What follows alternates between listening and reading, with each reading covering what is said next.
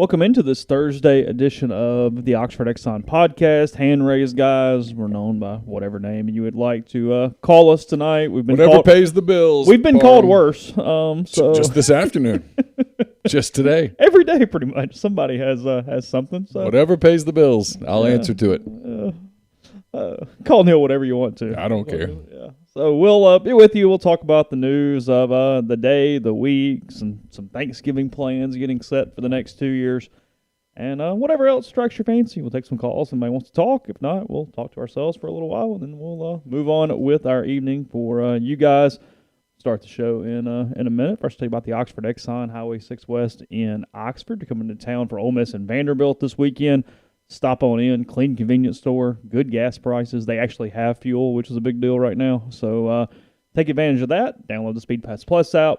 You can earn points, save money there with all Blue Sky locations in Mississippi.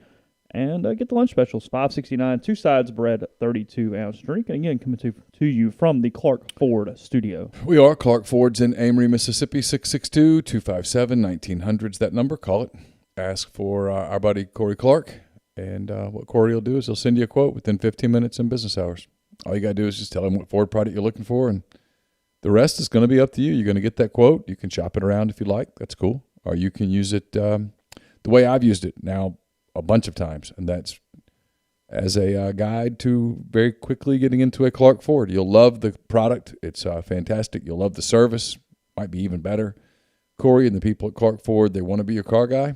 They want to be your truck guy. You'll find out what that means when you make the call. 662-257-1900. Guest, join us on the Rafters Music and Food Hotline. You guys can call into the Rafters Music and Food Hotline today. Rafters on the Water is open. It's open as we speak. I was pulling up the text that Hudson sent me. I should be more prepared, but it's been a day. It's been fine, but it's been a busy day. Rafters on the Water, it's open Wednesdays through Fridays at 5 p.m., and then Saturday and Sunday opens at 11 a.m. The weather is fantastic. So are the frozen margaritas and the daiquiris. Great food, amazing waterfront views out there at Rafters on the Water at Sardis. Be a great place to hang out some this weekend if you're up for baseball, or if you're not up for baseball, if you're just up to hang out. I'm big say you can go to Rafters without needing baseball. Just don't have to have baseball. A drink, a meal, just some sun, whatever. It is not a requirement. You don't have to be interested in baseball to go to Rafters. No. You don't walk in, they go, you know what? You could watch baseball there. You're not like Kelly Preston when she goes, is it not America's pastime? Like, you don't have to yell like you're in the emergency room with Billy Chappell or anything. That's true. That's a corny scene in that movie. That is a really bad scene. It's a really bad scene. The whole his hand getting cut up scene is unnecessary. You and I were having a conversation, and you seamlessly worked that movie into our conversation yesterday, and it actually made sense. And I went, okay, all right. I've watched it way too many times, man. I mean, I could pretty much recite it. Grind makes a good point. He says, just keep the Egg Bowl on Thanksgiving. Don't have to fight for eyeballs or recruiting visits like on a Saturday. But your point, Grind. But you don't have recruiting visits. That's true. But no, my point is, I have a point, is Grind's an Auburn fan. Most people are aware of that by now. Yeah.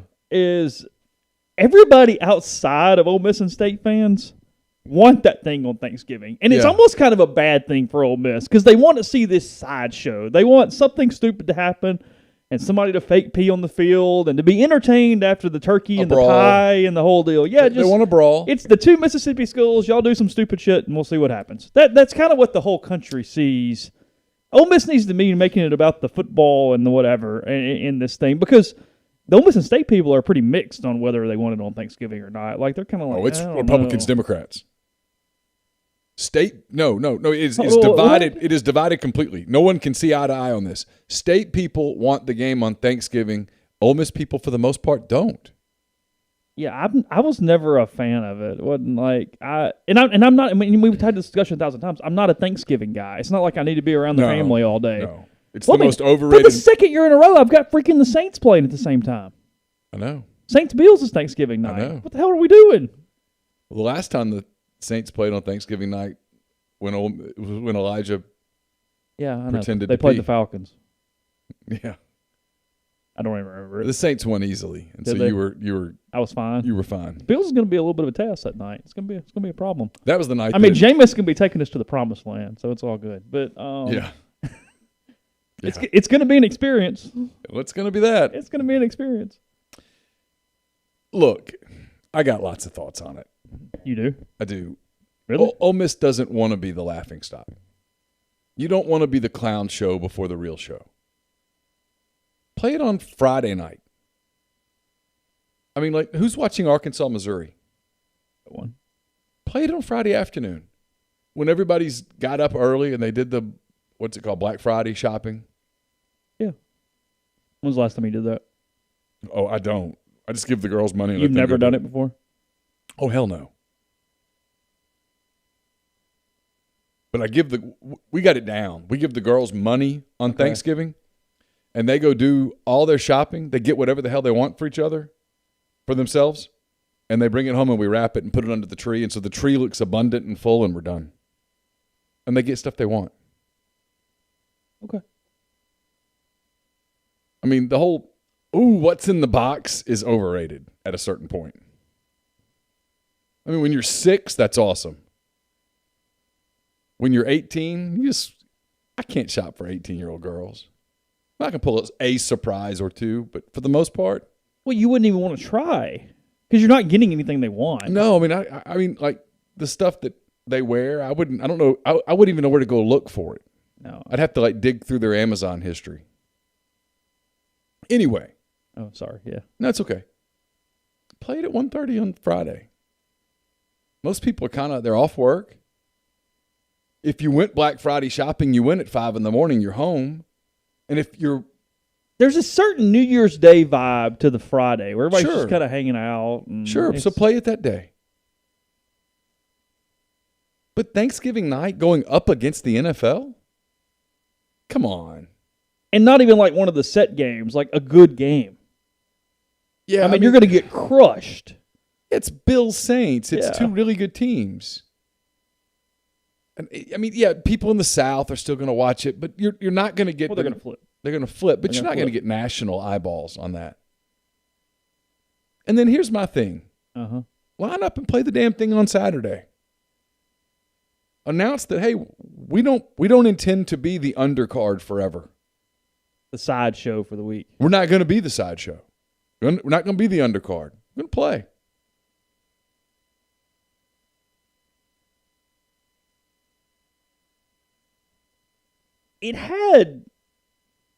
It mostly tells you what's been going on during this mini era, if you will. Because when it first became a thing, late 90s or whenever it was, they played on Thanksgiving, both teams were pretty decent. Like it was kind of hey, let's put a game here it's not Alabama Auburn, but this is kind of fun and it's whatever and whatever. It's during this mini era that it became this, hey, give me some entertainment with my turkey. You guys are all crazy situation. Well, yeah. I mean, when it's flip a coin if they're going to fight or not. That's what people were watching for. Our buddy in Dubuque, when he turned that on, he's like, hey, ain't no telling what's happening in this. Yeah, I'll have another slice of pie. Can I get a bourbon? Yeah, pour me some bourbon because there's no telling. That was it. And that's not your marketing tool. That's not what Lane Kiffin's marketing right now. But it's fine. Whatever. It's fine. Go do it. I mean, the odds that we're actually going to Starkville are not very high. Well, they're zero. I mean, we're going to do a show. I mean, if you'd like to intern at rebelgrove.com and head to Starkville on Thanksgiving, let us know. Shoot us an email. We'll hook you up. I mean, assuming there's like interviews and stuff. The game's at 7. It'll force me to come back here about 3 o'clock and start a stream. Not really wanting to get on the topic necessarily, but did the CDC stuff today mean that you no longer have to, like, when are states going to adopt that where you no longer have to wear them into, like, stadiums and stuff? Do we know? I mean, I'm being fairly serious. Technically now, if you're vaccinated. Well, the states still have to adopt the ordinance. You still have to follow state protocol. Although Mississippi's been pretty cutting edge. We kind of move. I'm gonna bet on Tate here. Are you? Yeah. Although Dobbs is going to lose his mind. He was quoted in all sorts of publications today. Yeah, oh, yeah. Oh, I didn't see yeah, that. I've been a little. He thinks this is just really risky, really premature. Dobbs would think it was It's mostly a suggestion around Swayze Field right now anyway, but. Yeah. I mean. 50%. Apparently Hoover's 50%. The science changed in 2 days. Yeah. Incredible. Did you see that SEC tournament 50%? Yeah. Oh, yeah. We talked about it the other day. Oh, did we? Yeah. Really? A little bit. That's all right. You were having a morning. Okay. Was that this morning we had that conversation? Or yesterday morning? You and I were no. We were discussing. I thought we were talking about Ole Miss for the regional. I'm talking about Hoover for the SEC tournament. I could have sworn we talked about Hoover too. Sure, whatever. I don't know. Well, Yeah, that's 50% for Hoover. Yeah, 50% for Hoover. That is correct. No, it's going to be a ghost town. Nobody's going to go. I don't think any media is really going to go. Why are you going? Yeah. Why would you go? Want to bet? Well, I know one beat that'll go. I was going to say I can name some people. They're going to go protect their tournament. There's a poet that's going to go. I'll tell you that. What's it called again? I don't even remember. Oleander Fantasies or Dreams or something. Yeah, that's right. Yeah. Okay. Outside of that, not many media members surely are going to Hoover. No. Look, when you have a chance to eat at Catfish Kitchen, you got to go eat at Catfish Kitchen. Okay. I mean, is that where they go? I don't know. I don't even know if that's a place. I don't either. I just know they never go where any of us go every time. It's like, hey, you're just like talking to the press box, like, hey, where are you going to dinner? Like, well, I mean, you go to Birmingham. I know, because you guys are like going to some of the trendy places over there. You go to Birmingham. Yeah. We don't stay in Hoover the whole time. No. J. Alexander's, baby. Bonefish, bitches. Bonefish Grill. Woo! Catch of the day. They caught this halibut on Tuesday. Yeah. At some point. I do love how Bonefish does that. You sit down and they give you the little card that's like catch of the day. And it's like, it's like grouper, tuna, snapper. It's like. It was caught one day. Yeah. It was the catch of a day. It was, at one point, that was caught. Honestly, as long as you're not trying to make it more than it is, J. Alexander's is fine. It's fine. It is. J. Alexander is fine. It's fine. It really is. But I mean, there's like some excitement, like some good eating. I mean, it's hell yeah. It's like damn vacation.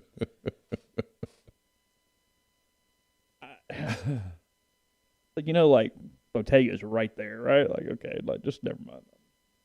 Did you ever get the thing from the SEC about media days? I didn't get it. You got it. I didn't get it. I got it. Unless it like went to spam and I didn't see it. I don't know. So it is it Catfish Kitchen? Is that right? Is there one of those? With the K.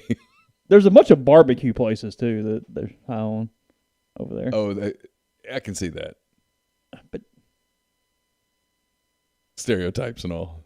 What's the chain barbecue places all over, like Full Moon or something? Full Moon. Yeah. Yeah. Big Full Moon. It's not the one I would pick there. They get like the big potatoes and put the barbecue on the baked potatoes. I guess you're being healthy. I don't know. No. That's a thing. No, I'm good. Yeah. Like go get like a McAllister spud, but then they fill it with pork. Do they all share a room? They get different rooms? What do they do? I don't know. I don't know. We'll probably get some pictures next week wherever they. I hope so. Maybe they'll at me again. That's what I always get. Everybody's like, "Well, I can't believe you responded." I'm like, "Why wouldn't I respond?" It was strange. I mean, Tyler Horka's upset at me, so I entertained him. I answered him honestly. Did you? Yeah. If you offer me, can you make more money or be friends with Tyler Horka? Hello, money. Well, okay. Okay. All right. Whatever.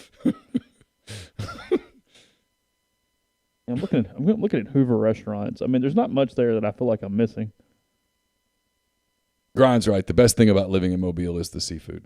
No doubt. Oh, well, yeah. It's awesome. Sure, yeah. It'll spoil you where you really won't get seafood other places. I mean, yeah, I get that completely. Yeah, it's great.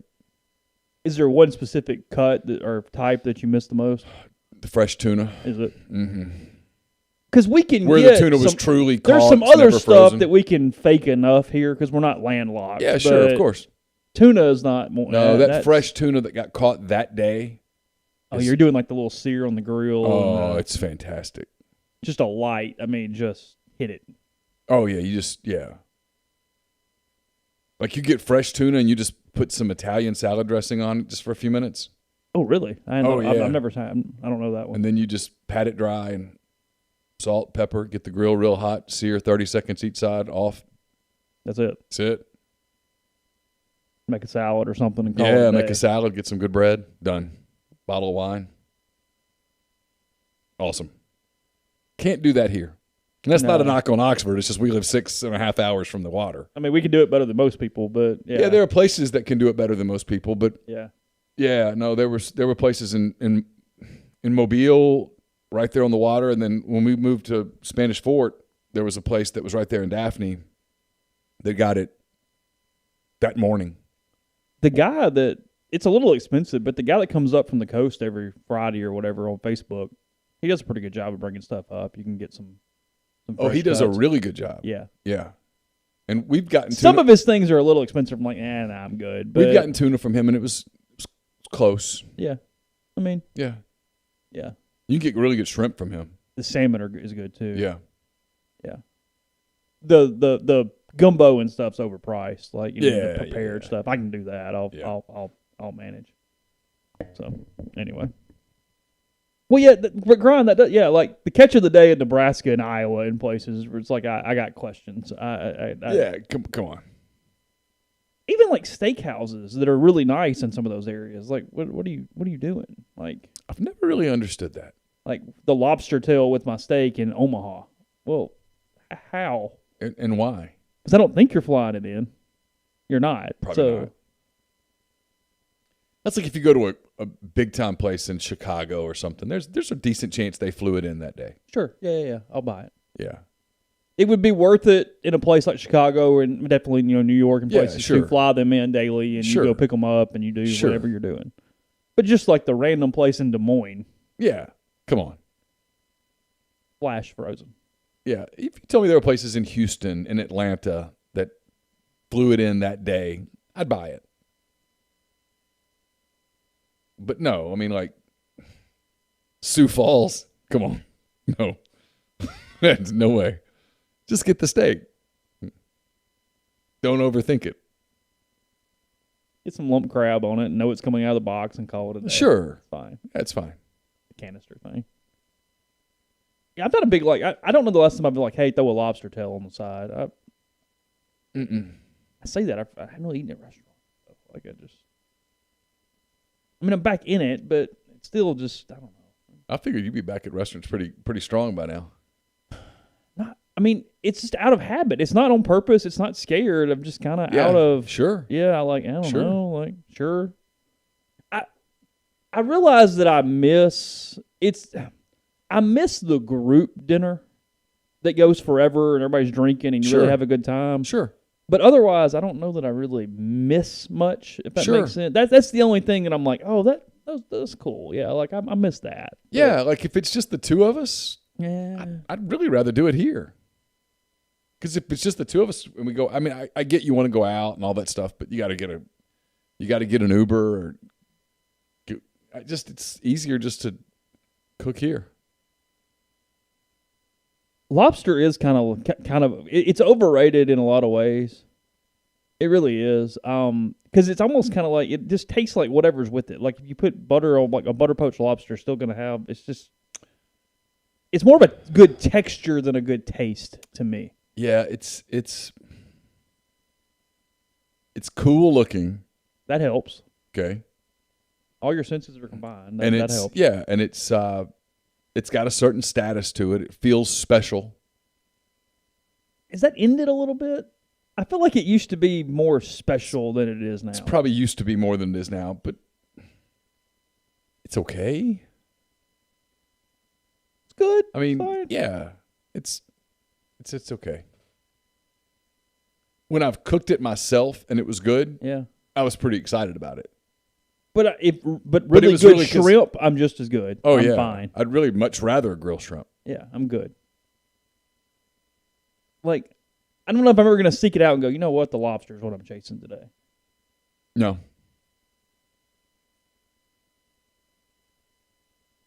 How are we doing on the green egg, Alan? What are we doing with the lobster? I did mine on the green egg. I'm trying to remember what I did. Yeah, I did. I got it. So I cut the tail all the way down. Okay. Took it out of the tail, put it on the shell of the tail. Let it cook on the shell. Yeah. Okay. So it wasn't direct heat. Yeah, sure. And it was pretty good. Does it almost kind of steam it a little bit? A little bit, but it wasn't in. It was more smoked it than steamed it. Roasted it more than steamed it. JW, you're exactly right. Scallops are the best non-fish seafood. No question. But they're so hard to cook. You just can't cook them too long. Well, yeah, exactly. Just 1 second and they're rubbery and done, and you're finished.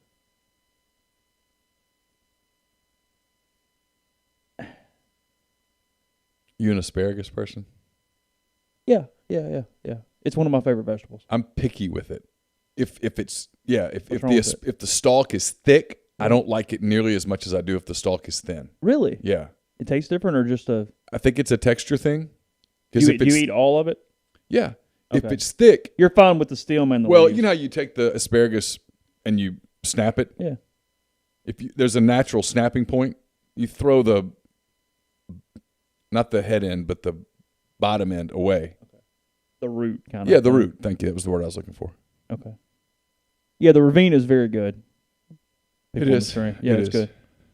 It used to be my favorite brunch place in town, or one of them, but I feel like I'm more of a dinner person there now. Georgia Rebel agrees with me, by the way, about asparagus. The thicker it is, the more you're apt to get mushy, and I don't like mushy. I like it for it to have a little bite. Okay. And so if it's thin, you have more of a chance of that. Okay. But yeah, it's my preferred green vegetable, like with a steak or something like that, for sure. Yeah, I like broccoli, Brussels sprouts. Brussels sprouts have to be doctored in a way that I'm not sure I like Brussels sprouts. Oh, really? Because like Kelly's recipe, where they're with like sherry vinegar and bacon and all that stuff. Yeah. Like, that's good on a. I could put that on shoe. Spam and it's fine. Right. And so I don't know. No, I can just use olive oil and salt and pepper, and with Brussels sprouts, and just cook them for a few minutes where they still have some crunch, and then just put just a dash of balsamic vinegar. I'm good. Okay. And frankly, I can skip the vinegar and I'm good. Spinach, I'm not a big spinach fan. That's the one I'll kind of go, yeah. And especially creamed. I hate creamed anything. So yeah, I can eat just sautéed spinach, just salt and pepper. See, I'd rather have just a raw spinach too. salad. Absolutely. If I'm doing that. I'll throw it in the smoothie to make me feel better about myself every day. Mm-hmm. Sure. I guess it gives me something. I don't know. Why not? Probably some iron. Well, if you don't taste it, what's the difference? Right, sure. Just grab a handful and it can change the color, though, where you start looking at it funny. Mine doesn't, because I use chocolate protein powder, so it's got kind of a chocolate whatever. Because, I mean, you can do it where it's pretty healthy and it tastes like a chocolate milkshake. Because the banana's giving you the consistency. Yeah. So you wouldn't do that. But you could use yogurt instead of banana and you get the consistency. You could. That's fine. I mean, well, one's a fruit. And, well, yeah, but like the Greek plain yogurt, where you get, it doesn't really affect the flavor, but it makes it smooth. Get the warm Brussels sprout salad at Sunda in Nashville. Okay. It sounds good. What's on it? I don't know. But the idea of a warm Brussels sprout salad sounds good. JW's got us a scallop recipe. Says medium-high pan, olive oil, just smoking, sea salt and pepper, 1.5 to 2 minutes, flip 30 seconds, butter base for 15 to 20 seconds, and finish with a touch of lemon juice and pull. It's about right, 2 minutes. If they're sitting on your grill, and not scorching heat. Just where the grill smokes. I mean, put a cast iron pan on a grill. And wait on it to smoke. Okay. With oil in the pan? Yeah, otherwise it's going to stick to the bottom. Just enough it won't stick. Being all you guys are regulars, so that we're talking to them. We're not. Thursday night is not like when the random guy just comes and goes, you know what, I love this show. Like, well, I mean, they would have no idea what the topic of our actual show is. Football season's 14 weeks away. I mean, we can preview the Louisville game if you want, but I don't even know who's going to be on Ole Miss's team yet. Still waiting on Trey Berry to do something. I mean, I know. Starting to get a little nervous. So you said that's happening for like 9 months now. I know. It's time for the baby to come. A little bit. Yeah. Most people saw this. Ole Miss going with Nikhazy Diamond McDaniel this weekend. I have no issue with that. If Ole Miss hosts, however, it makes no sense for Doug to throw the opening game of this regional. And it's probably a moot point. I've got an issue with it. You have an issue with this? I do. I don't really care either way, but The word's not the right word. It's weird to me because Mike is big on letting something be how it is and not switching it around. And, I mean, if Ole Miss is a 1, it would defy logic for Nikhazy to throw against the 4 on Friday night. It would defy logic. It would be an indication to me that people were more worried about an embarrassing weekend than they were winning the weekend. And my opinion in a regional is you're either first or you're last. Yeah, you win it or you don't. There's no difference between, hey, we finished second or, hey, we finished fourth. No, you're not moving on. What difference does it make? Mm-hmm. Frankly. Well, because that was the thing when, Mike's been burned by it twice when he's done that. Neither one was the pitcher's fault. They didn't hit those games. But once you do it, you can't throw him the next game either if you lose. Like, you still have to win the regional. Like, that's the part of this that's... Well, the whole philosophy is I'm going to pitch him on Friday so that I can bring him back on Monday. Well, the odds are he's not going to be able to give you anything on Monday because he hasn't done that all year. So you're going to pitch him against a 4. Here's the deal. If your 2 can't beat the 4's 1, you're not winning the damn thing anyway. Yeah, he wasn't beating the 2's too. So just get it over with. I mean, I guess if you ran into Chris Sale for Florida Gulf Coast, okay. But if anything beyond that, and okay. Yeah. But the way this team set there's up, only one of those in the country. So I guess they could get really damn unlucky, but otherwise that's it. Well, the way this team is set up, you can't afford – Ole Miss can't afford to be playing on Monday. Got to go win the – 3. Go dominate it. And then get to a super, and then you have yourself a chance. If you want to throw Doug on – and I don't throw Doug on Friday in a super. Let him swing it either way. I throw him on Saturday. I'm either going to even it up or I'm going to go win this bitch. Pressure's on you on Friday night, big boy. Yeah. That's true. It does put a pressure on the opponent to go, hey, tomorrow we've got a problem. Oh, so, I hate to be this way, but I'm right on this. You're talking about even regular season I'm talking about right now. I'm not changing anything. He's been dominating on Saturday. Give him the ball on Saturday. And understand, Doug, I'm going to give you the ball on Saturday in a regional because I tell people, hey, look, and someone goes, okay, well, what if you lose? Okay, well, let's say I pitch Diamond in game 1 of a regional and I lose. Mm-hmm. And I'm playing the 4 in the loser's bracket. I'm going with McDaniel. Yeah. And if someone goes, well, you're going to go through the regional and not pitch Doug? Look, if I'm going to win the regional, it's going to be because Doug beats the best team. Yeah. I got to beat them twice. My goal is to win the regional. My goal is not to save face by finishing 3rd instead of 4th. I don't care. Regionals are like recruiting. You either got the kid or you didn't. Yeah. Except even worse because now you have the transfer portal, the one-time thing. So if you don't get him, you just wait a year and hope he's miserable, and then you get him a year later. A regional's not that way. You lose, it's over. You're doing one of 2 things on Tuesday after a regional. Getting ready for a super or packing up. So you do everything in your power to win the regional. You manage the regional to win the regional. No, Ginger, what you're telling Doug is that I need you to beat the best other team in this regional. That's why I need you tomorrow. Yeah. Derek's going to go beat the 4 if we're a host, and then you're going to go beat the 2, and then we're sitting good. Yeah, and tomorrow it's not really about, hey, beat Rocker. It's, screw it. You're my Saturday guy. You're going to be my Saturday guy. What do you think about the lighter thing? They go TBA after Rocker, going to see what he feels like tonight, practicing here in Oxford, and then make a decision. They say the rumors through some scouting community is that he's going to start one of the 2 games this weekend. But that makes no sense to me. Either he's good to start this weekend or he's not. How is it one of the 2 games? I don't get it. One day is not making any difference. I mean, if he doesn't feel up to pitching on Saturday, he's not going to feel up to pitching on Sunday. Yeah. And for them, I mean, it doesn't matter what day he pitches. They're a national seed. They're hosting. It's just, what are we doing? I mean, like, if he needs another week, just announce it. Difference does it make? There's a lot of panic with kids this time of year on not pitching from a scout standpoint, from whatever. Sure, but, look,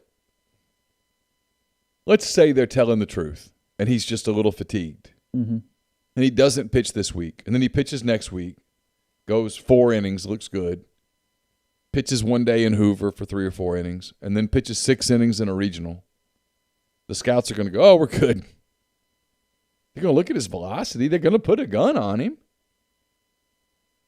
I mean, he's either going to have his velocity or he's not. And if he doesn't, the red flags will go flying up. Mm-hmm. And if he does, they'll go, well, maybe he had some dead arm.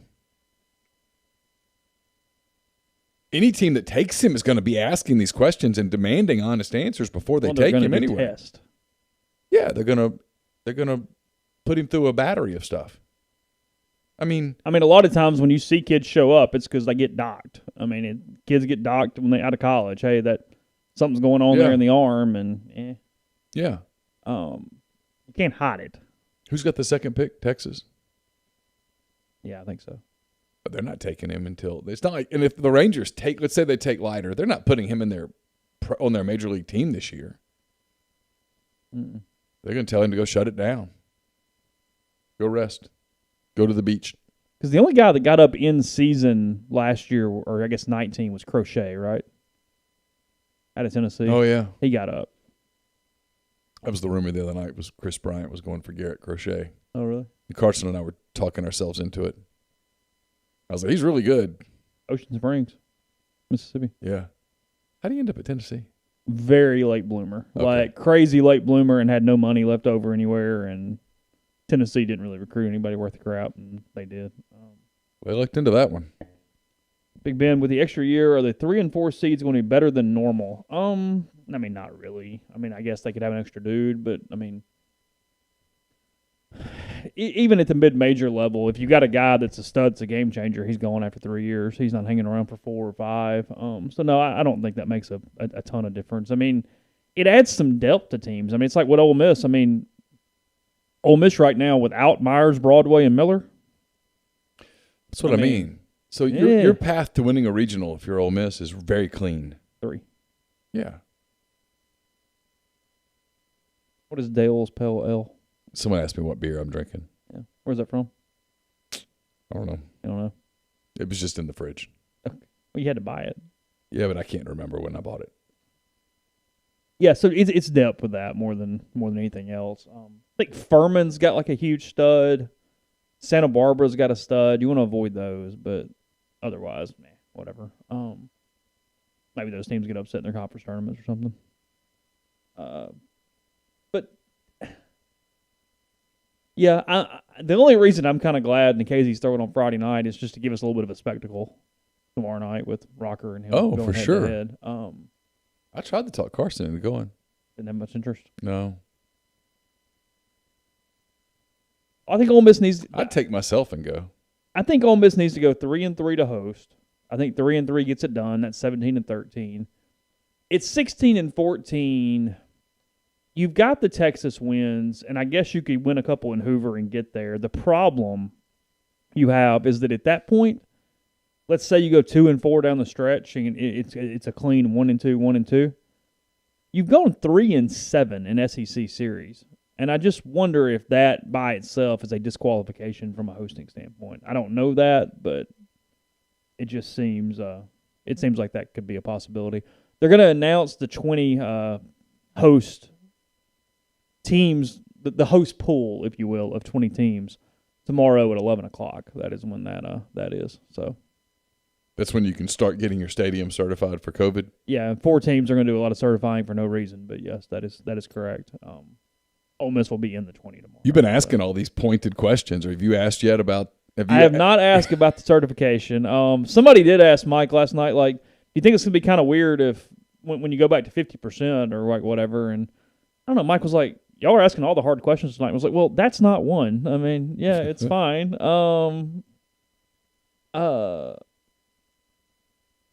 I don't know. At that point, we were kind of in the difficult part of the press conference. I think Mike goes, well, we were never at 50 to begin with. What are you getting at, Chase? Just get to it. What are you getting at? I was like playing yo-yo with my mute and unmute on Zoom last night. I was like contemplating talk. I was like, no, the hell with it. Like, no, let me, like, whatever. Like, I'm just I'm like seeing people chuckle because I just keep turning my thing on and off as I'm going. What? I will say this about last night. Like, I know everybody was trying to make it whatever. In general, though, a coach has a right to be in a pissy mood and to take to get a little pissed off. Sure. It's fine. Reporters are too damn sensitive too many times. Sure. Like where it's, oh, he said something. No, at the same time, Mike had to know the question was coming, and he gets paid a lot of money to answer those questions. But as long as everybody moves on with their day, it doesn't matter. It's fine. Well, it's not like you guys were going to go to dinner tonight or something. No, I mean, it's cool. Yeah. I mean, he's not going to, not call on me on tomorrow night when we're doing a Zoom. And well, he's not the one that calls on you. that's a good point. That's a good point. He's hostage there. I guess he could tell his person not to call on you, which would be awkward. The irony is, from a detail level, and Neal and I talked about it this morning, anybody who hasn't watched the video or seen the transcript, it's up at rebelgrove.com, is I thought he was stopping after his first sentence, and he took this long pause, and I thought, oh, that's not going to be good. Say something else, please, for all of our sakes. But then he goes into a really long-winded, very detailed response, way more than I even asked for. Gave me a ton of detail at that point. I mean, it was almost kind of like it hit him and then it clicked and he went, okay, here's the response. But anyway. But yeah, I mean, I was wondering if you could ask tomorrow if you could ask Dunhurst about a home run that he hit in March. It was a ball that he hit. He hit it. It wasn't even a home run. It was a 13-pitch at bat that they asked about. And I think Gonzalez's answer was, well, I got out, so did it matter? I believe that was his response at that point. I don't know. That's the reason that so much of this pops up with the fan base is that the beat asks so many soft questions that when anything is even just legitimate, it looks weird almost. Coaches aren't prepared for it. The fans are going, oh, my God, can you ask that? Because it's just, why do you think they hated me so much when I got here? I mean, seriously. I was despised right off the bat because I sometimes would just ask a normal question.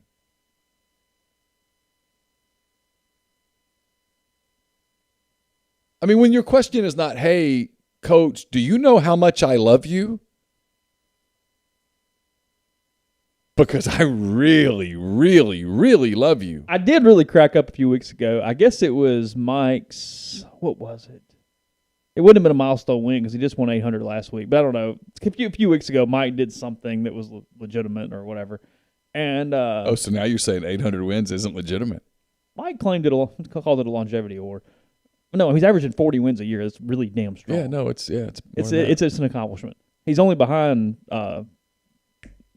Bertman and Polk at this point. Yeah. But no, somebody did something, and one of the media members said something or other, and the media member goes something like, well, I mean, I'll just tell you, Mike, you're doing a great job. We're just really proud to have you or something. And even Mike cracked up and goes, I don't know, probably a lot of people don't feel that way, but I appreciate it. And everybody's like, what the hell was that about? What are we doing? And it's just great job. Good job. You did a great job. Yeah, answering Mike's those questions. cracking up, what in the hell was this? I got to tell you, that was the culture shock for me. Was it really? Whoa. I'd never been around anything like that before.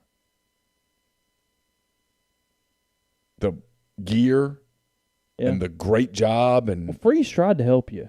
Hugh tried to help you out. You just wouldn't take it. Remember, I went back and called Kyle Campbell after that. I was like, that can't happen. You called me. I was in Tuscaloosa, and you're like, you will never believe this. Yeah, and I was like, this can't happen. I was in the middle of getting really embarrassed because I bought the batting helmet full of popcorn. Yeah.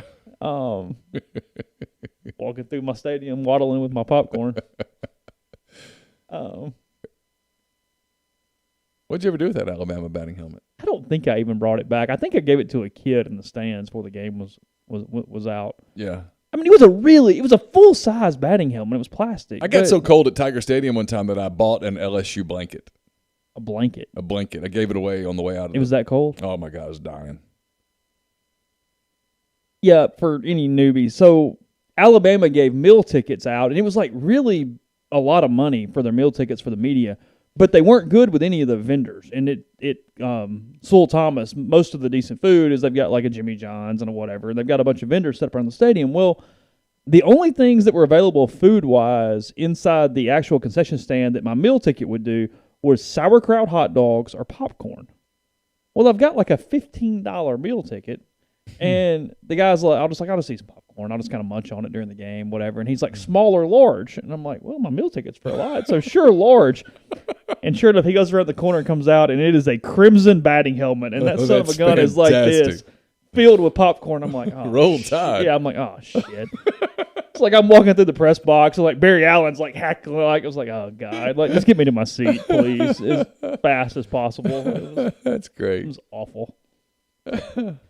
No, I did. I was covering. It was Auburn, LSU, and it was so cold. You know, that's an open air press box, and that wind coming off the river. Yeah. I was dying. And I realized I could not concentrate, and I was like, I can't keep my hands warm enough to do my job.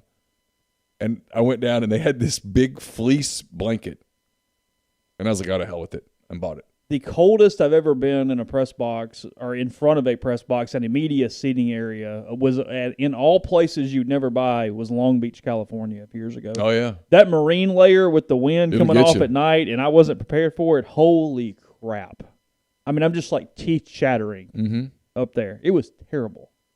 Because, look, State is freezing for the Egg Bowl, and it's open air, but you dress appropriately. You know what you're dealing with. It is what it is. It is. Gloves and the coat and the whole deal. And I got so cold at Plainsman one time that I went down and bought an Auburn sweatshirt. Did you? Turned it inside out and just wore it. Kirk Sampson made fun of me the whole night. It's not open air, is it? Plainsman was at that time. Was it really? Uh-huh. For some reason I thought it was enclosed, but I haven't been over there in several years. It was cold, and I was not dressed appropriately. During the season, beat writers live like miserable human beings, Grind, not artists on tour. It is it is bad food, little exercise. Yeah. Very boring conversations, a lot of time to kill. Yeah. It's a drag from now and again. So anyway, any other news? Are we done? I just looked up and saw the Cardinals won. Good for them. Congratulations. Little engines that could. Saw Mitch Moreland got a standing ovation, my Amory boy, yesterday when he came back to Boston. You know, he plays for the A's now. Oh, is that right? Yeah, they gave him a big ovation. He's still in the bigs. Son of a... I thought he was going to be a pitcher. If you told me he's going to make the major leagues, I would have put a lot of money on pitcher instead of hitter. But no, he has become a hell of a major league hitter. And I think, didn't he win a Gold Glove at first base a few years ago? Somehow, some way. Yeah. So I thought. So yeah, he's in Oakland now. Oakland had a kid last night make his debut. Yeah. Those are always cool to watch. You know, the kid's mom died years ago, and the dad's in the stands with his Oakland pullover and his Oakland hat, and every time his kid gets a strikeout, the dad's pumping his fist. You know? It was cool.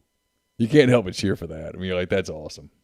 I don't know a ton about it, but Ole Miss put out their NIL plan today, the companies they're working with. Ole Miss put out a really good video. Yeah. Everyone's putting out videos. I saw Ole Miss put one out. I saw Arkansas put one out. Somebody else put one out.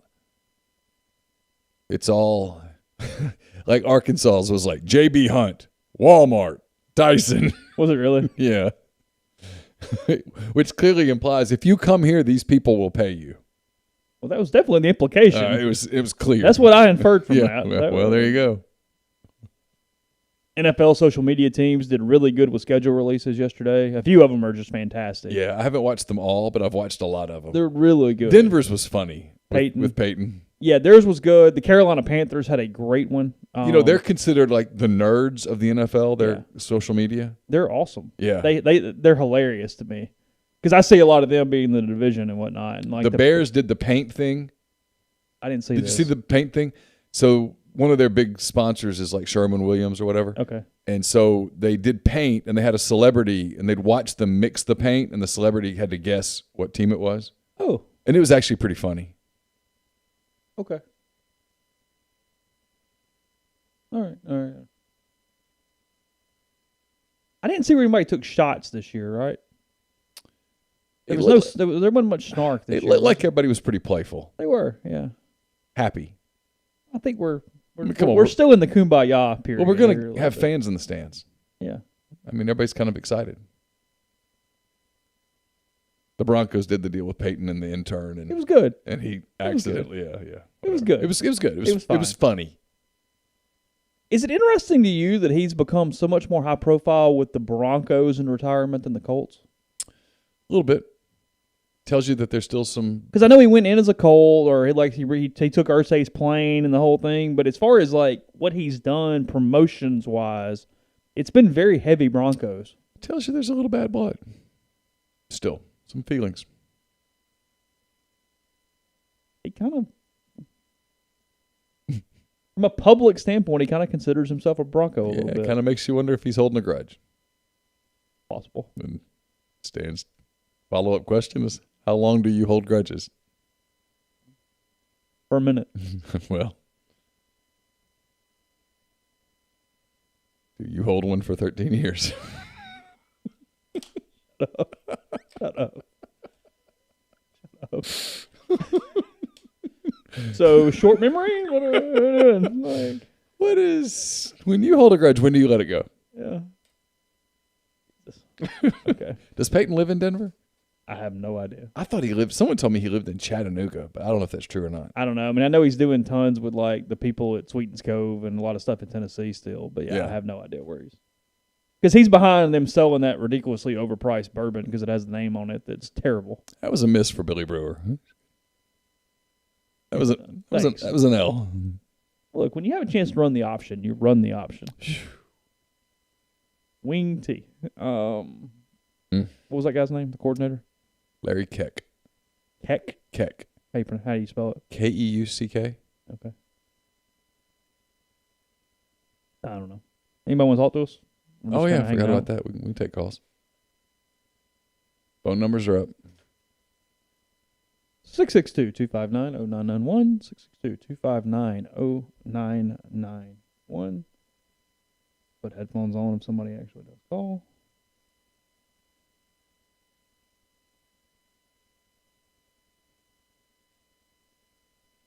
You ever been to Fenway? No, I have not actually. And I'm kind of a Red Sox guy more than a Yankees guy. You know, everybody kind of has one or the other they at least tolerate better than others. And yeah. For whatever reason, I'm much more a Red Sox person. I like the Red Sox uniforms a lot.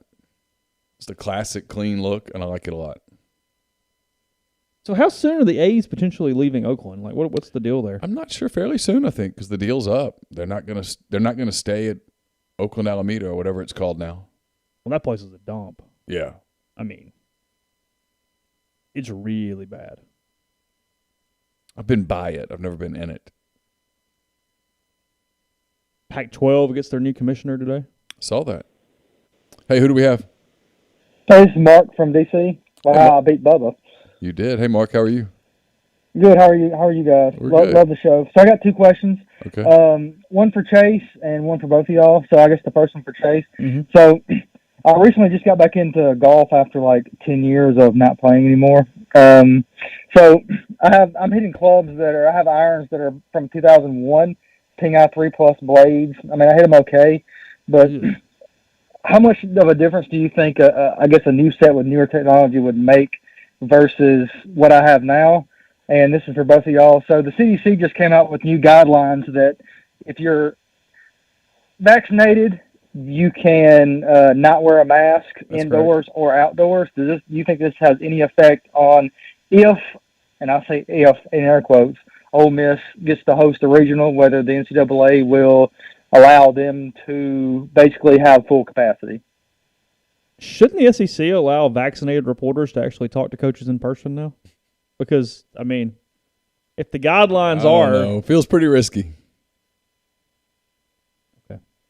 Don't you think, Mark? I mean, I'm so tired of the Zoom. I mean, I'm fed up. I'm worried. I live in a very liberal state in Virginia, and it is... I mean, you see people all the time driving in masks and while they're in their car. Is Virginia really liberal? Like, it's holy crap. And I mean like Northern Virginia, not Southern Virginia. What part of Virginia are you live in? What town? I work in D.C., so I'm in Arlington, Virginia. Oh, yeah. So, I mean, it's literally right on the border, and it is extremely liberal.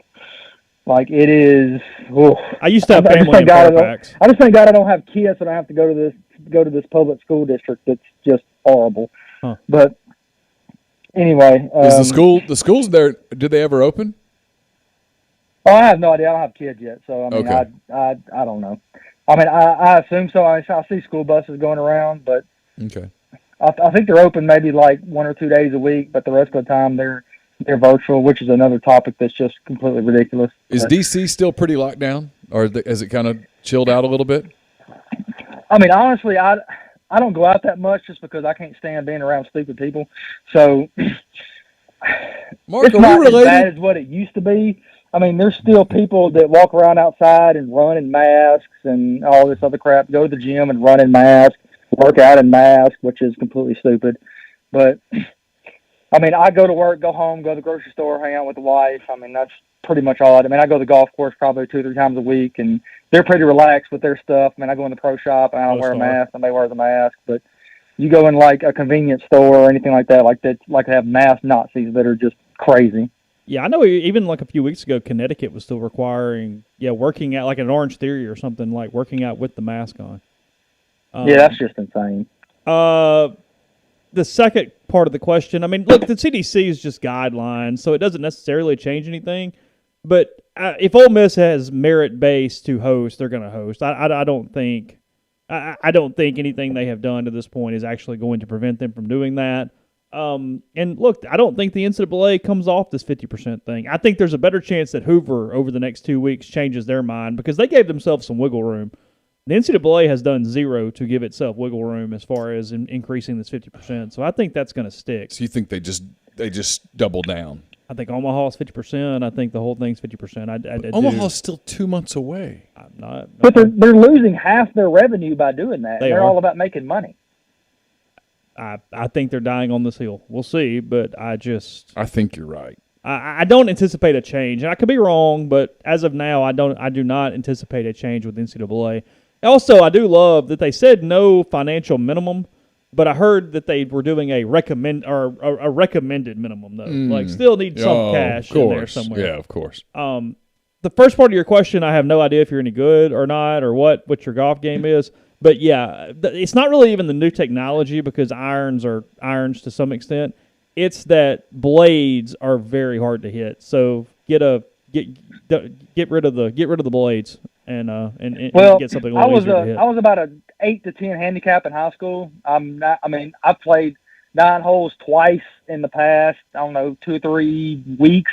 I shot a 42 and a 45, which I'd been practicing up for like 4 or 5 months before that. But I definitely have noticed that I lost probably 10 yards per iron since high school. I mean, granted, when you take like a 10 to 15 year break, you tend to lose distance. I mean, I still hit them okay, but yeah, to me, it's all about just especially a blade that's that old. The sweet spot on that thing is gonna be like the size of a dime. I mean, that's gonna be really, really hard to hit. Look, they say, this iron goes farther and stuff. It doesn't. They just screw up the lofts for the most part these days. But I would work on newer irons. Like, for example, my pitching wedge, the one I have now is a 48 degree, and the new one that I'm thinking about getting, which is it's a Ping, the G425, it's a 43 degree, and you can definitely tell that. Yeah, the lofts are almost 2 to 3 degrees more. It's a club difference almost. Yeah, what you're hitting. Definitely. That would make sense as why you hit them 10 to 15 yards further than what you would on the older set. But anyway, I appreciate you guys. Y'all guys have a good night. I love listening to the show, and I'll hang up and listen. Thank you. Thanks, Mark.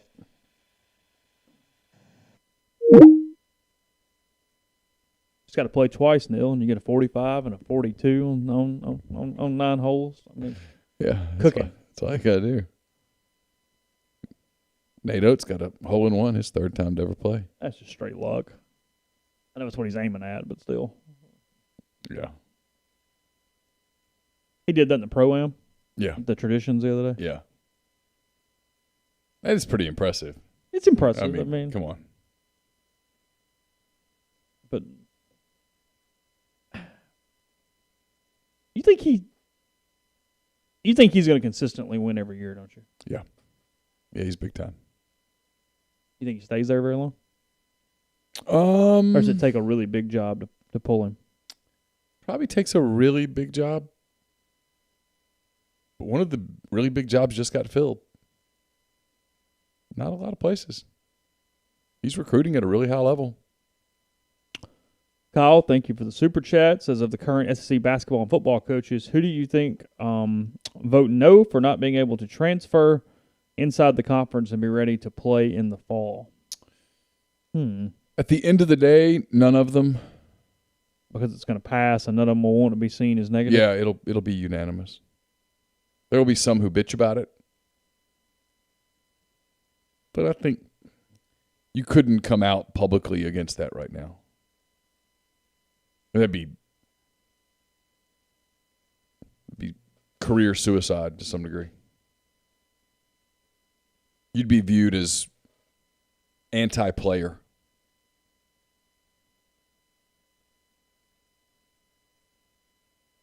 Frankly, I'd be terrified to even have my vote leak of being a no vote.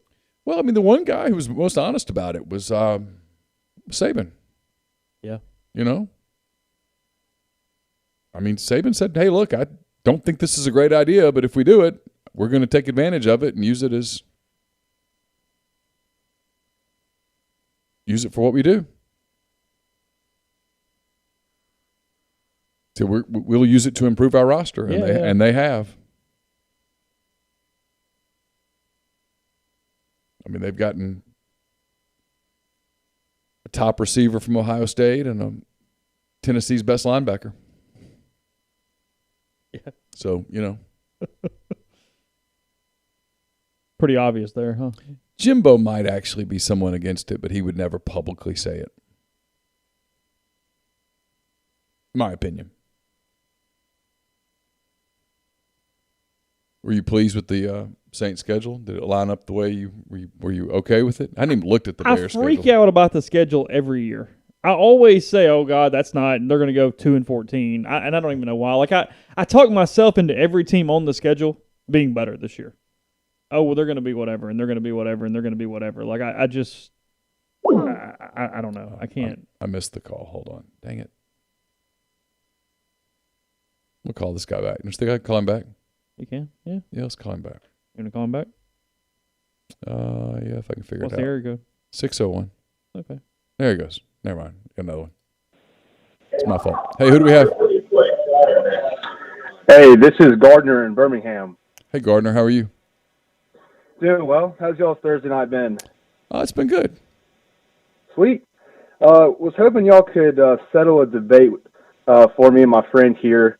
I guess since sorry to bother y'all with some Ole Miss baseball stuff, because I know y'all are pretty exhausted with it, I'm sure. Okay. But do y'all think that over the past 20 years or so since Bianchi took over, that Ole Miss has been a top 5 program nationally? So I'll hang up and listen, but just wanted y'all. Hold on, real quick before you do that. I finish need a little more info. So, do you mean at the end of any season, literally at any point in time? What is my basis cumulatively here? over 20 years? Cumulatively correct. And if y'all want to kind of touch base over even the past 5 years as well, kind of up to y'all. But we were thinking cumulatively, top 5. Okay.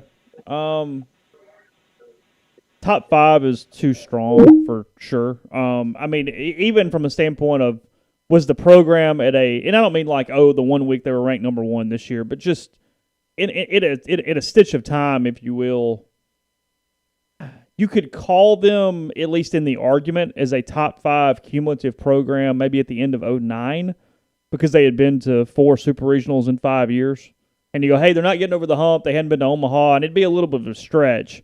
But there probably hadn't been a lot of teams that had done that type of super regional run during that point. So maybe you pull something there. But no, I mean, look, here's the thing with a lot of that too. I mean, Ole Miss, we talked about this the other day, their recruiting rankings over 4-year cumulative periods are always 15, 17, 12, 19. They're not 2. They have 1, 2. They have a 1, but they get offset by a 32 and a 22 and a 17 or something during the 4-year period. They've only been unless I'm missing one, and maybe I am. They've only been a national seed, and when I mean top 8 seed when I say that. Yeah. Twice.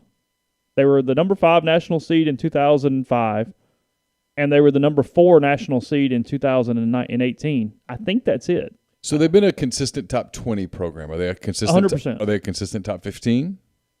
There definitely been periods of time where that's the case. But when you start saying 10, you start getting kind of lofty, right? Well, because you just don't have the Omaha appearances. Right. I mean, if you haven't been on the biggest stage that takes 8 every year, I can pick so many schools that have done it more often. Sure. Sure. LSU. And like I said, just national seed standpoints. I mean, it's really if you're telling me, hey, who are the top 10 programs in the thing? I don't know. Let me see who hasn't blown home regionals, and let me see who's been the national seeds the most oftentimes. So yeah, I think top 20 is more than comfortable and true. And I think 15 starts getting a little tight. From a what they have done overall standpoint. I mean, they're a top 15 regular season program, but they get chopped back down by the postseason. So I mean, we talk about this to death. It's the reason that we have these conversations because everything is so Groundhog Day year after year after year, but it's just complicated. It depends what you can change one little bitty stat or pull one thing out or put one thing in, and my whole thought changes on what you mean by the program at that point. But no, I mean, at the end of the day, they've won 2 regionals since 2009. That's not a lot. And it's hard to put them in a rarefied air at that point. Yeah, for sure. They've been to Omaha one time. Mm-hmm. I'm going to try to call the guy that we missed back. Okay. We'll see what happens.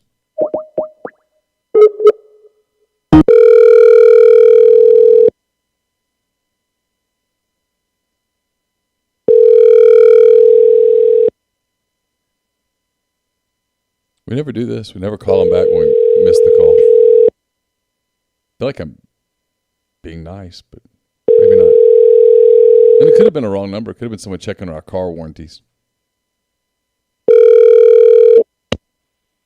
Please leave your message for 60.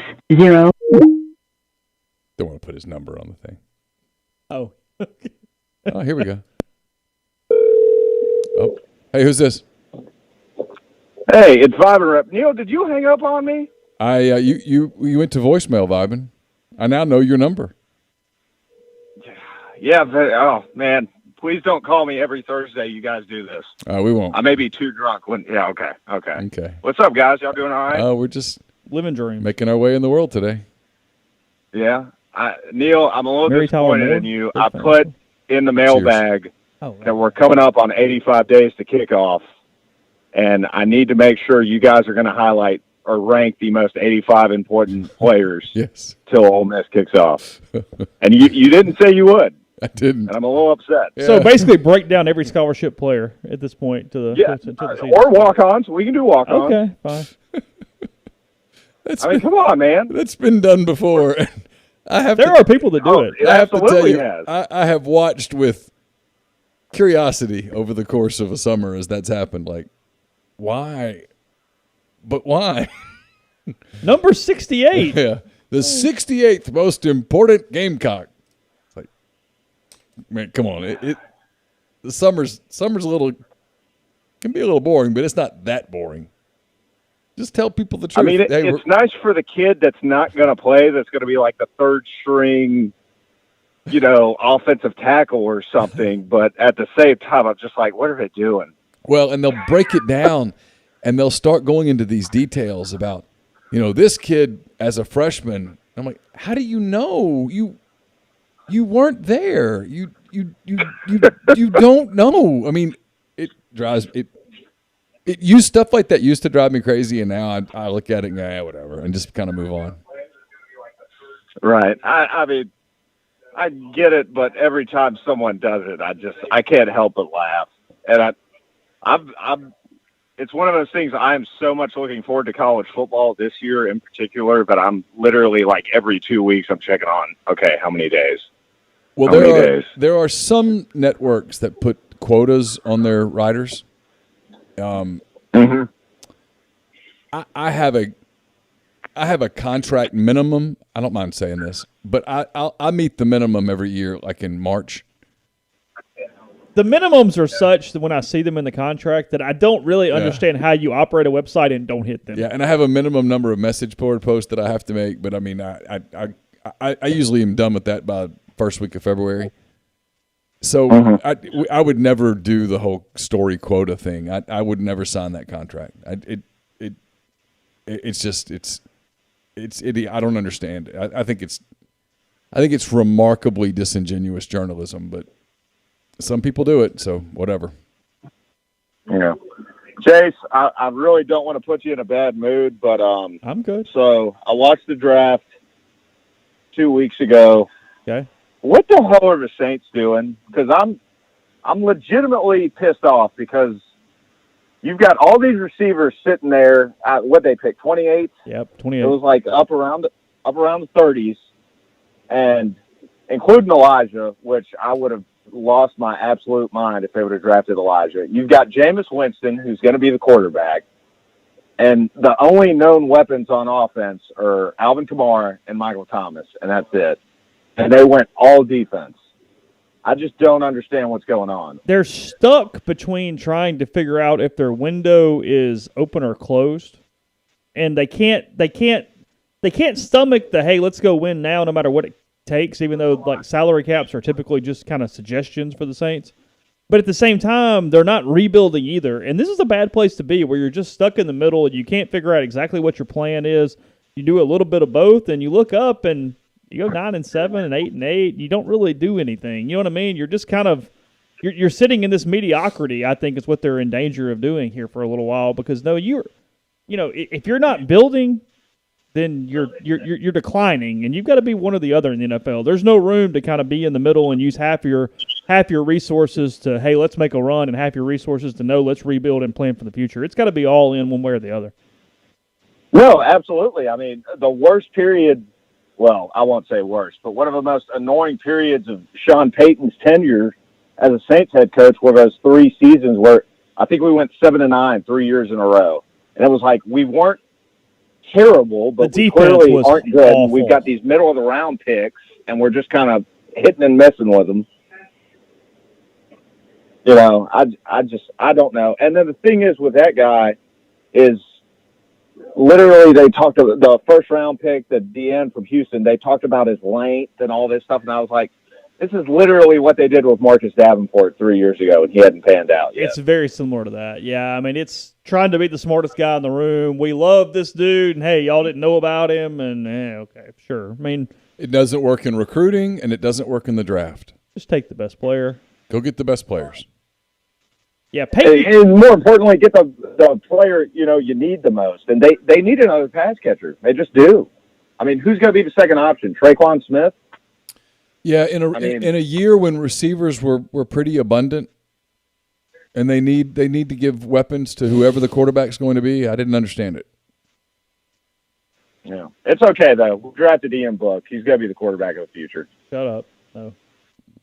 It's going to hold a mean. Right, he is going to hold a mean clipboard for 5 years. All right, thanks, Bobby. All right, bye.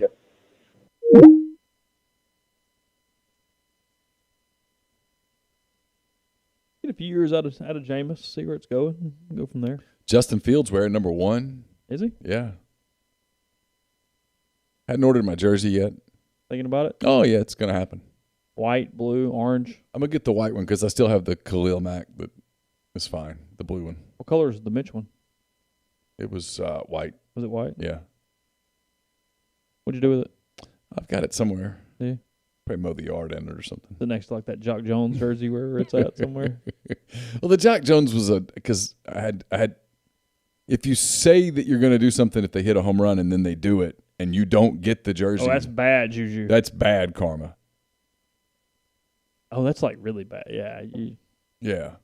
When you're making your deals, you got to follow through on the deal. That was in a Cubs-Cardinals game in August in a pennant race, and I was covering Alabama.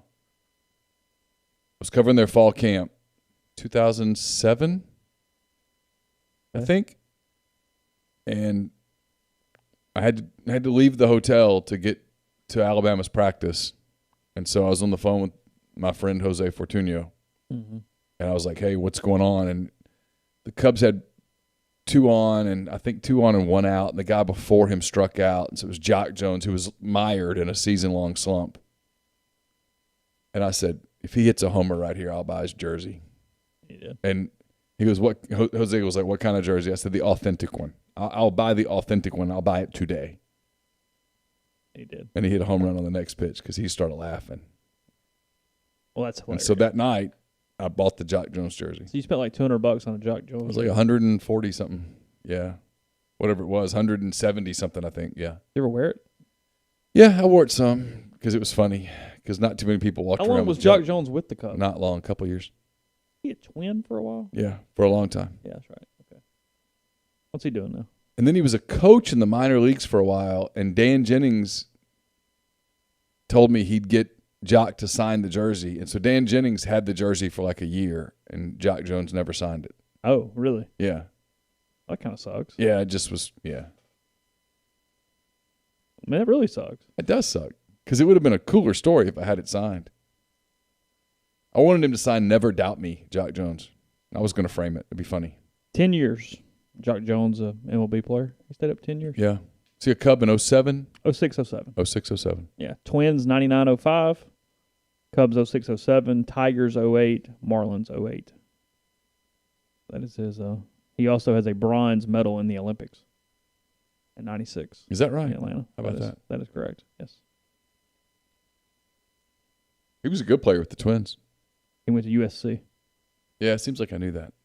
First team All-American. What's he doing now, does it say? Let's see. He appeared on the Baseball Hall of Fame ballot in 14, but only received one vote. Hitting coach for the Class A Fort Wayne Tin Caps, 2012. Hitting coach for the AA San Antonio Missions in 13. The AAA El Paso Chihuahuas in 14. In 16, he was the Nationals assistant hitting coach. There you go.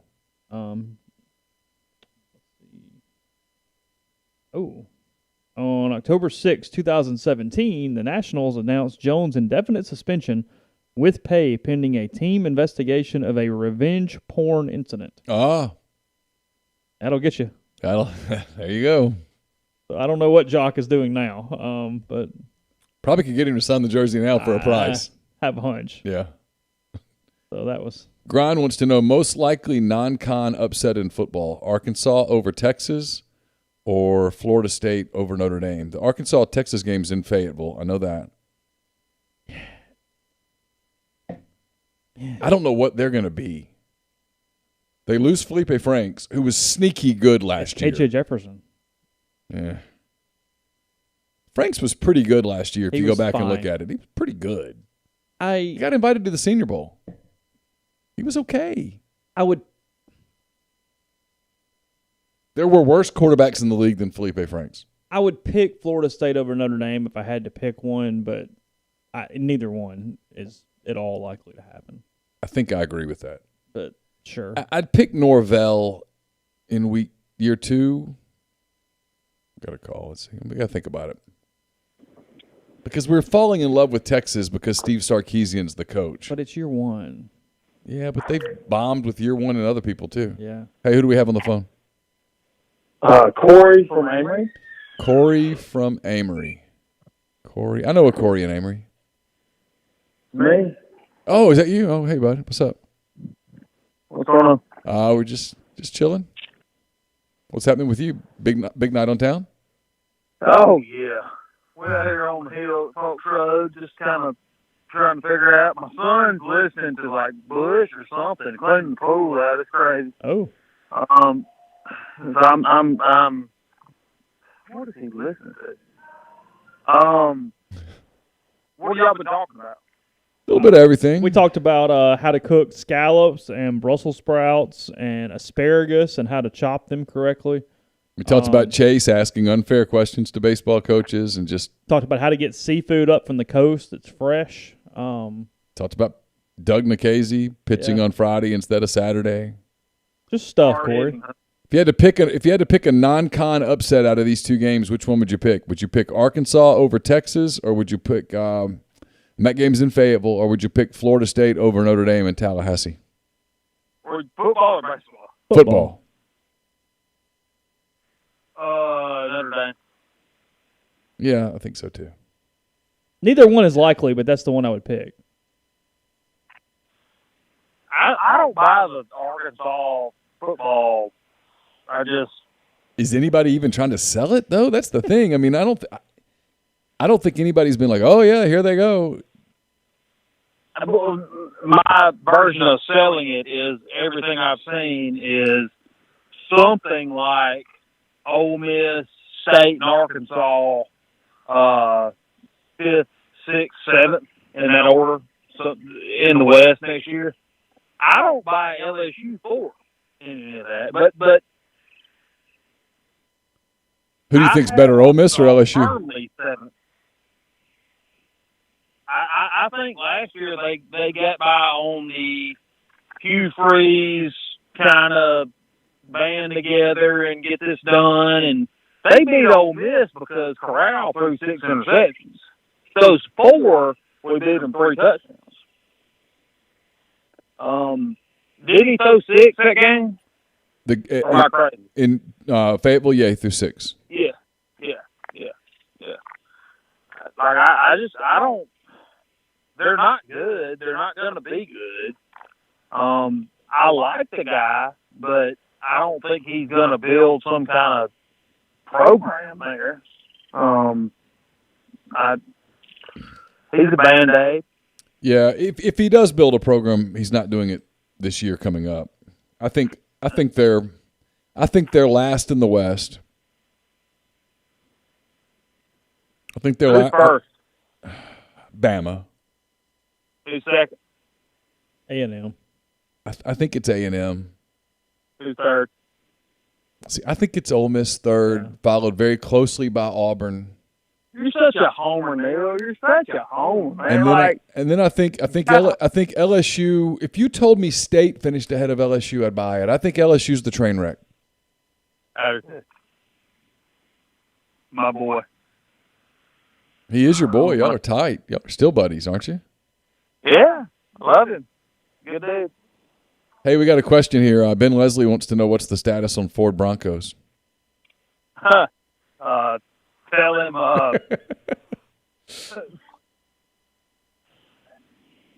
He said, tell him his guess is good as mine, I guess. I don't know. It's been hold on. I swear to God, does anybody want to adopt an 11-year-old that he looks good, acts good, but is not good? I would love to send this kid to another home that would treat him right. There it goes. I think that the Broncos is going to be football season. It'll be out and about. That's what I think. And available? Yeah. Okay. Yeah. Any Amory news? What's going on down there? No, man, we're just trying to make it. Amory and Nelson playing tonight for the 2 out of 3 for the semifinals of the North Half. Let me tell you something that's crazy. All right. So Amory's 4 in the division, and the whole division has run through the playoffs 2-0. So every time somebody in Amory's division plays another team, they won 2-0. So we're to the semifinals, and there's 4 teams left, and all 4 are from Amory's division, and all 4 have gone undefeated in the playoffs. So who's on the other side? It's Amory, Nettleton, and who? Boonville and Cassus, I Okay. think. Boonville and Cassus are playing, and Amory and Nelson are playing. All of them undefeated in the playoffs, and all of them will. So the winners of those divisions will play for the North Half. Okay. The winners of those games, I guess. That's all that's really happening. That's the most exciting thing we got this week. For sure. I mean, coffee was lit today, man. We're talking about this. Crazy. Hey, what's the holdup on the Broncos? Is it the factories got shut down because of COVID, or is it the chip thing? It's the thing. The holdup on everything is, and I learned this from 60 Minutes. I did not learn this from Ford. The same reason 9 months ago you could not buy a TV at Walmart is the same reason that I'm getting delayed on F-150 showing up on the lot. Which is? The chips that operate everything are what the problem is. Gotcha. Yeah. And who knows? I mean, this was an interview on 60 Minutes, so who knows? But Ford has not come out and told me that. That was something that I learned from watching a rerun of 60 minutes. So I don't know, but y'all be good. All right, go make sure he's got the pool right. The pool's not right. I need a pool guy. Somebody out there is listening to this. Come fix my pool. I'm done with it. I need to move on with my life and figure out something else to do. But this has been a nightmare. This pool salt water is not the way to go. If anybody tells you it is not the way to go. It's much easier than managing all the chemicals. I don't care. I'd rather imagine like it. Oh, it's another kid. You got to feed it. You got to wash it. You got to clean it. You got to. My whole thing about pool ownership is that it's great when everything's great, but it is one major expense every single year. It's something different every single time. And when you don't know what you're doing, I'm just spending money trying to. Is this it? No. So I don't know. I'm pulled out. I'm gonna turn into a damn tomato patch. I think I'm gonna raise tomatoes out there. I guess. Y'all be good. Good luck. Bye. Later. All right. I think it was Trent wanted you to tell him your Mike Bianco era all-star team at each position. I mean, I'm going to forget half the players off the top of my head. Rotation, give me Pomeranz, Wall, and Trent or Nikhazy for a Bulldog at the end. You can pick who you want. No Lance Lynn? Not in college. I won't No go there, Stephen guys. Head? Instead. Well, he's my utility player. Oh, okay. Get to Fair him enough. later. Fair enough. All right. Right. It's my lineup. I can do whatever I want. Who's your reliever?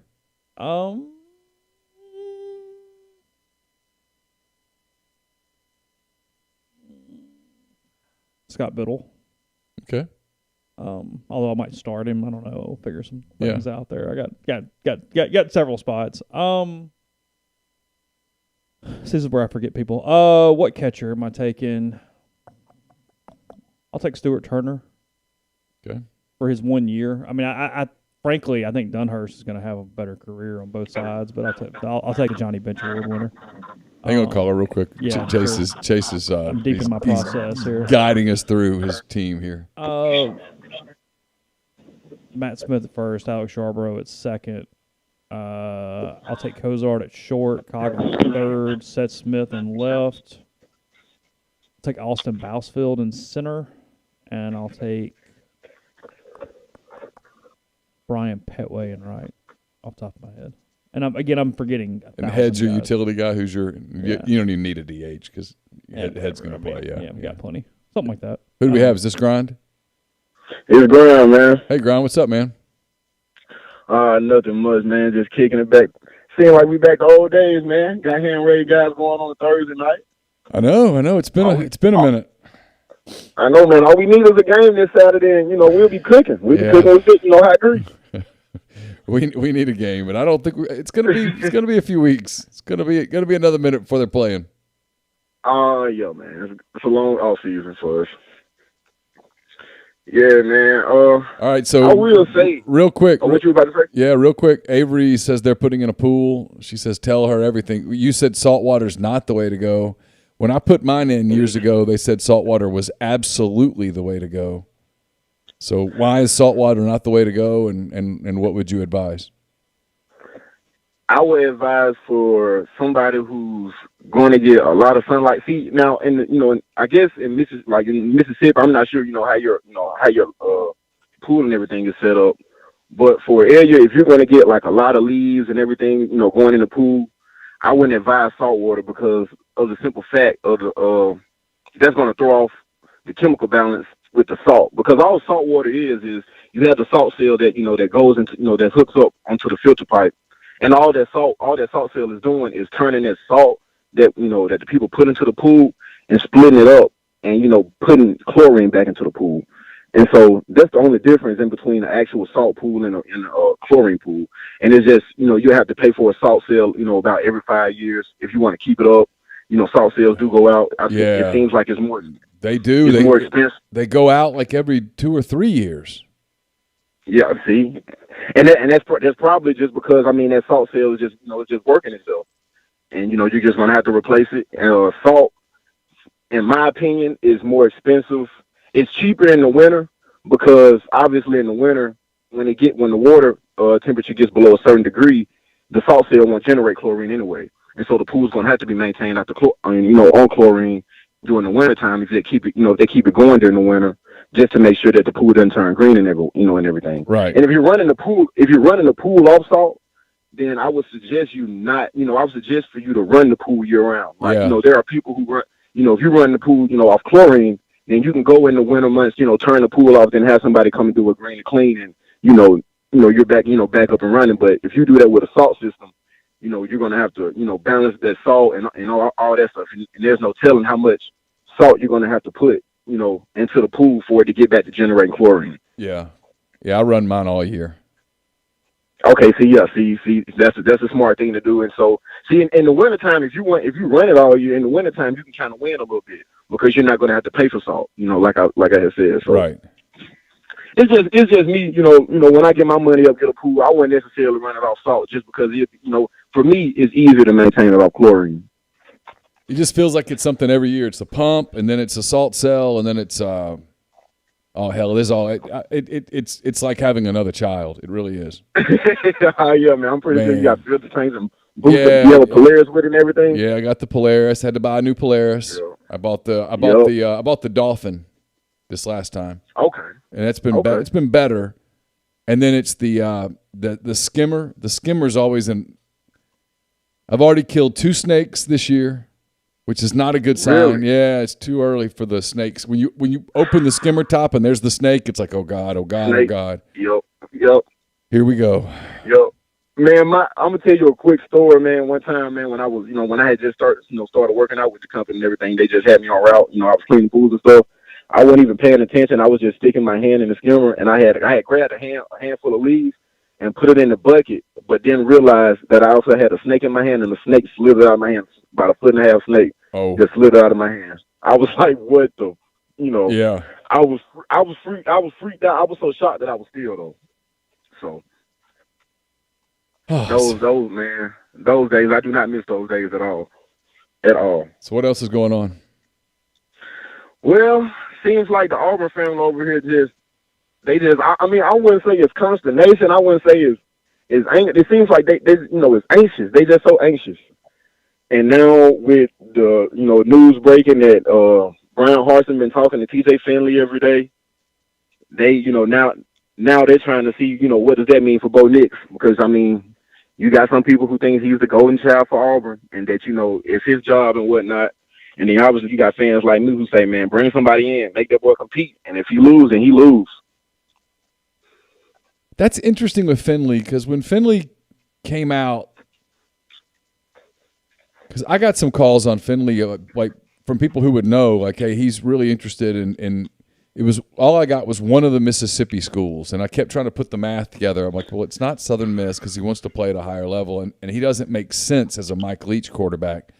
And I kept thinking, I don't see how Ole Miss fits, because obviously he's not going to beat out Corral, and maybe he's thinking he waits and plays in a year. But that's interesting about Auburn, because if that's real, and I have no idea, but if that's real, that tells me that Harsin didn't like what he saw out of Nix in the spring. Yeah, that's kind of what I'm thinking too. And he doesn't like what's on the depth chart. So it's gonna be so. And I to be honest with you, man, I'm not buying like a few callers ago said, talking about Auburn finishing third. No. I think Auburn. I think we'll probably go 6-6 this year. To be honest with you, if I had to be honest, like if I had to put some money on it, I'd say 6-6, like 7-5 maybe. So I think it's gonna be rough. You heard my predictions. Where do you disagree, or do you disagree? After some things, after like seeing some things, everything shaking out, I still want to see how the transfer portal shakes out, during the summer and everything, and what final rosters look like going into the fall camp. Of course. But only thing I do disagree with you is about is Mississippi State.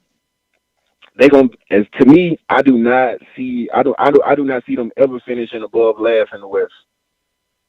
Oh, you think State finishes last? Last. Wow. Last. Caboose. Boy, I think State finishes last. I gotta tell you, natives restless over there. In that scenario, Mike Leach and they're talking about what's the word I can use here? They're talking about a quick exit strategy. Yeah. Man, and like, look, this is my prediction. I'm not saying I'm right. Don't Sure. nobody. Now, look, I did say last year Mississippi State was going to be booted, and they was booted. So I'm going to say it again this year. And in my opinion, I think they're going to lose 2 of those non-conference games that they got early. They got like Tulane, Memphis, North Carolina State. I think they're going to lose two or three of them. Ooh. Well, none of those are gimmies now. No, exactly. Everyone does that deal about their defense. Here's my thing about that. They go, oh, their defense is going to be really good because everybody's back. I'm like, yeah, everybody's back. But, I mean, they were fine on defense last year, but they were not dominant. Mm-mm. I mean, some people lit them up. Exactly. And I kind of disagree with y'all on the Arkansas and FSU question. Like, that's why I asked it. Because, man, like, Tell me why. I think we buying into the helmet a lot on that one. I do too. You know what? I agree with you on this Texas thing. We do it all the time because it's Texas. And we go, ooh, Texas. And they've got this, like you said, this super recognizable uniform, and Sarkisian's there. And Sarkisian was good at Alabama, but Sarkisian's not at Alabama anymore. They don't have Alabama's players at Texas. And so I don't look, and look, you know this. I mean, and we forget FSU was one upset away over North Carolina from going 2-8 last year. Yeah. Arkansas will be. They lost to Georgia Tech. Arkansas will be geeked up for Texas in Fayetteville, and I think that game is early in the season. So if their season is week 2, their season will not. They'll be 1-0. Their season will not have fallen apart yet. They will be absolutely geeked up. That place will be packed. Mm-hmm. Y'all have seen good teams go to Fayetteville and get beat. You say what now? I've seen good teams go to Fayetteville and get beat. I've covered good Auburn teams that went to Fayetteville and got smoked. I've covered good Ole Miss teams that went to Fayetteville and got smoked. True. I seen it, yo. I've seen it, man. Next time I call in, man, I've started this little deep dive because once we got Harson, I was just interested into what actually makes a playoff team, and what qualifies teams to be access teams and bowl teams, all prerequisites and stuff like that. And what as of right now, what I done found, just surface level is kind of interesting in the fact that I wouldn't have even thought, just based off recruiting rankings, that last year was the hardest year to make the playoff or make it to an access bowl. Last year was? Last year was. Like last year, the average recruiting ranking for teams that was in the playoff over a 4-year span. Now this is over a 4-year span, so this is basically all the classes that contribute to you getting to that playoff game or to the access bowl. Sure. And so the average ranking for the for the teams that made the playoffs was 8, and the average ranking for the for the access bowl teams was 21. And if you compare that, to the first year of the playoff, it was 7 for the playoff teams, but it was 38 for the access bowl teams. So it's obviously gotten, more challenging because for the access bowl teams, the average recruiting ranking is going 38, 28, 25, 23, 18. It dipped down to 30, and then it went up to 12. I mean, not 12, but 21 last year. And so, I found that kind of interesting, kind of basically saying that, recruiting has to pick up, especially for my team. But, I'm, for teams, especially in the SEC, just because the SEC teams are the ones that are really, swaying the averages up more when you look at it. Yeah, and recruiting rankings now, though, are going to be, they're going to be a little inaccurate because it's not going to factor in, at least for now, the transfer portal. That is true. But see, and like when you and Chris were talking the other day about the transfer portal, and I think you had brought it up too about coaches. Like when I had said that, man, Gus would build good teams with the transfer portal, but he failed to build a good program. And that's the only thing that I don't think that these. I know it's gonna be different, when you got 1 year, you can transfer after 1 year and everything. It's gonna be interesting to see how everything plays out. But just me as a fan and just seeing how the success of programs like teams that, Alabama, UGA, Clemson, Notre Dame, Ohio State, you don't really see those teams loaded. Like, they may get a player or two here and there in the portal. They may add three players, but they're not, hey, we need this, and go into the portal with it. Yeah, I still haven't figured out. I don't think the coaches have either. All of the intricacies of the portal, and then the one thing that threw me off originally was I thought that I thought if you took a guy as a grad transfer, he counted as an initial, but apparently he does not. So, like, I've long counted Trey Berry as one of the 25, but apparently he's not. So you can add him. He just adds to the 85, but he doesn't count against the 25. So I don't know. I mean, I will say this. It's kind of a little bit off topic, but sort of on topic. I think the one thing that's people are going to be hit with in December is you're going to see more and more teams not take anything close to the same number they've always taken, and you're going to starting in December, you're going to start seeing high school kids pay for the portal. I agree with you on that. I'm ask you guys one thing, but I'm gonna get it off air. I go on these Tennessee message boards a lot, man, and it don't seem like they connected to reality. So, and their opinion, and look, this coming from that beat writer too. I listen to their podcasts and everything, man. I listen to everybody around the SEC, and they're telling their fan base, even with the possibility of sanctions and everything coming up. First question is based off what happened to Ole Miss. What would you guys guesstimate Tennessee sanctions to be? And number two, their fans are kind of gearing up, for a top 15, recruiting class. How likely is that, and everything, and should their fan base gear up for something different? And I get that off air. Okay, thanks, Grind. Appreciate it. Good hearing from you. All right, man. Good hearing from you too. I'm not the best NCAA predictor in the world. But if I'm Tennessee, I'm worried. Oh, you're getting hit. I mean. And then I think keeping a top 15 recruiting class together in the midst of getting punched by Apollo Creed is a problem. Is difficult. Yeah, sure. Yeah. Mark wants to know, do I think the transfer rule is going to be passed by July? I do. I think it's going to be passed in early June. Recruiting opens back up 1st of June. Yeah, and the intra-conference thing. There's a few guys that are kind of sitting there waiting. Hey, I might do something, but I'm not doing it until I know. Because what will the deadline be? I mean, August. Yeah. It's the NCAA. I mean, there are no deadlines. Fair. Just kind of, Depends what they need the deadline for. Fly by the seat of your pants. Yeah. So. Rockies 3, Reds nothing. Yeah, I'm just flipping around. Kyle Farmer. You ever been to Coors Field? No. Not either. That was a trip we were going to take, and we never went. We bought the tickets and everything, and really? We never went, yeah. 6, not 6:30 tomorrow night, by the way, because the game's on the SEC Network, so anybody out there, don't screw that up. It's 6 o'clock. Tickets still available? But it's tight. I don't know. Yeah. I've heard it's a pretty tough ticket. Okay. And then Saturday, 4 o'clock for Saturday's game, a little later in the day. Mark says, is McKinley Jackson one of them? Neal, LOL, with the eyes. Look, I've said what I've said. I in the end, I think he'll play at Texas A&M. I do think the rumors have some legs. In the end, I don't think it will happen, but I don't think it's being made up. And yes, Grind, I did hear about the Ohio State masseuse. I saw that. Did you see that? She was targeting football players. It's a cruel world. Tough deal.